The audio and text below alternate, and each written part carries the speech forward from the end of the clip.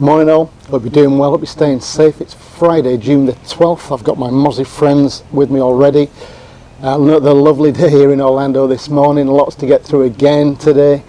Busy day yesterday, I was in SeaWorld Orlando, I'll come to that. So US daily cases flat now for around the last 2 weeks.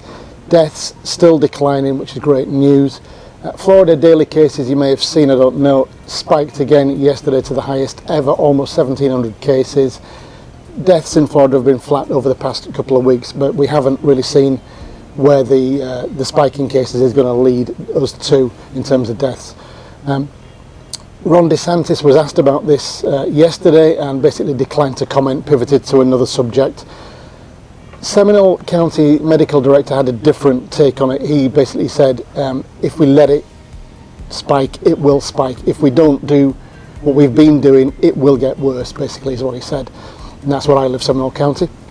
Governor DeSantis, hot on the back of the spike then, basically said that all the schools in Florida are going to be open as normal come August for the fall semester. More protests planned for downtown Orlando over the weekend. Didn't get reports of anything yesterday, so that's all cool in terms of everything going off peacefully. SeaWorld opened yesterday. I was there. We got there for park opening. I did release a video yesterday. It's about half an hour long, but it covers everything from basically parking the car through to getting into the park, and then what happened through the day as crowds got a little larger and things just seemed to fall apart a little bit. So yeah, if you've got time, watch that today.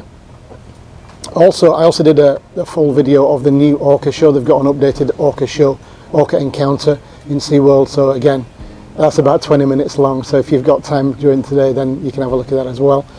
Some NBA players, so you know that the NBA is coming to town, and some of those players have got a little bit jittery about coming.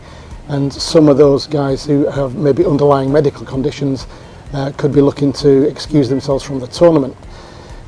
Major League Soccer is also coming to town. Their tournament starts on July the 8th in the Disney Wide World of Sports, and they'll be staying at the Swan Dolphin, which is why there's been all this rigmarole about who can stay at the Swan Dolphin and who can't. Okay, they are the headlines for today. If you're new to the channel, please do subscribe, hit that notification bell and hit all. You'll get this stuff 6 days a week right now. You'll also get me in the parks when I'm back in the parks. Sunday's usually reserved now for an attraction review or a resort review or restaurant review, something like that. So yeah, stick with the channel 7 days a week. Alright, let's go to the news. The number of new cases in the US yesterday was 23,300, and that's been flat now as an average for the past couple of weeks. 904 deaths were recorded in the US yesterday, with the trend still moving down. In Florida yesterday we had 1,698 new cases, which is another record. We also had 35 deaths yesterday, and that's about an average for the last 2 weeks. Florida Governor Ron DeSantis was asked twice on Thursday afternoon if he would shut the state back down if infections continue to rise, but he would not say either way. He said, "You identify a case, can isolate, but just understand the majority of people who are testing now would not have even been able to get a test in March." Seminole County Director of Emergency Medical Services, Dr. Todd Husty, said if people stop being careful, that number could balloon, growing exponentially.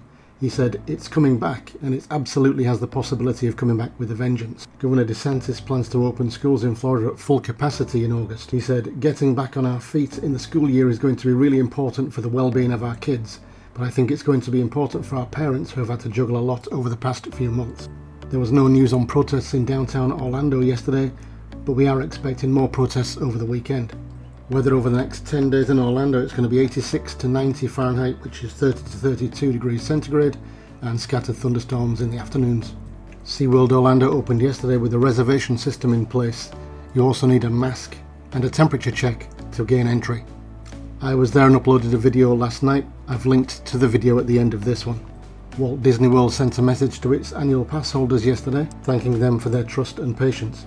There's no news yet on when Walt Disney World's reservation portal will go live. It seems that some NBA players are hesitant about coming to Orlando to restart their season. Players who have medical issues that might put them in a high-risk category could seek independent examination to learn whether they could be excused from participation. On Wednesday, Major League Soccer announced the league's plan to restart the 2020 season. All 26 teams will take part in a tournament which is going to be held at Disney's Wide World of Sports complex. The tournament starts on July the 8th and the teams are staying at the Swan and Dolphin. This article from May 2020 shows that Orlando International's passenger numbers were down 97% due to COVID-19. They have now released a survey which asks passengers' intentions for travelling over the next 12 months. This includes a question on mode of transport and also a yes-no question on whether people will feel safe travelling by air. So the two big things I want to just kind of touch on today in post-headline news is A, the spike in cases, B, SeaWorld reopening. So, spike in cases, biggest ever recorded yesterday. Yes, we are doing more tests, but the positive rate unfortunately is going up. Now, what does that mean ultimately for deaths? Because I guess deaths is the barometer, right? It's not only do you get COVID-19, but do you die from it? Or do you get severely unwell? But they don't do severely unwell, so we're looking at deaths. So if deaths are going down, if hospitalizations are going down, then it may not be like the Armageddon that the number of cases paint, but I don't have those stats right now. I am going to try and check out on them to see what that means, and if it isn't as black as the press is painting it out to be. I don't want to be among, and I don't count myself as press. If they are painting it black, I want to make sure that I'm bringing news as it should be, if you like. Temper it if it needs to be tempered, or I'll say the sky's falling in if I think it is going to fall in. So bear with me on that. I will try and get some stats over the weekend on hospitalizations and how that's playing into things. SeaWorld reopening yesterday was great to start with.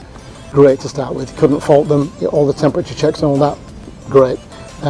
Good in the morning, apart from Infinity Falls not working and we going back time and time again to see if it was, because when we did go back eventually it was like an 80-minute wait in the heat, and a lot of that line is in the sun, and that wasn't going to happen. Not with the social distancing kind of fell out. Masks were just a joke, to be honest with you.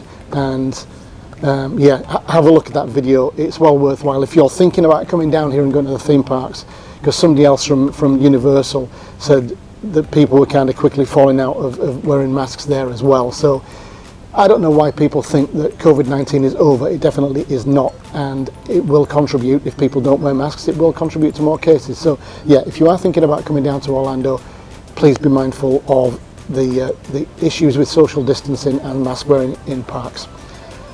Okay, that's it for today. I'll see you back here tomorrow. So until then, take care, stay well. See you then. Cheers for now. Bye-bye.